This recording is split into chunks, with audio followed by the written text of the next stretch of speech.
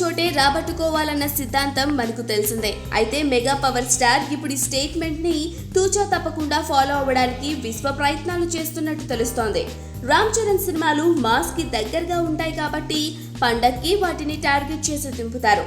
మొదట్లో సంక్రాంతికి తనతో పోటీగా వచ్చిన సినిమాల కలెక్షన్లను అధిగమించి చెర్రీ యునానిమస్ మాస్ హీరో అనిపించుకున్నాడు. అయితే చరణ్ గత 2 సినిమాలు దసరా పండగకి విడుదలయ్యాయి. గోవిందుడు, అందరి వాడేలే, బ్రూస్ లీ చిత్రాలు పండుగ సీజన్లో ప్రేక్షకుల ముందుకు వచ్చినా అవి ఆశించిన ఫలితాల్ని సాధించలేకపోయాయి. అయితే ఇప్పుడు సురేందర్ రెడ్డి దర్శకత్వంలో తని ఒరువన్ రీమేక్ గా ధృవ సినిమాలో కనిపించనున్న చరణ్ అక్టోబర్ 7కి రానున్నాడు.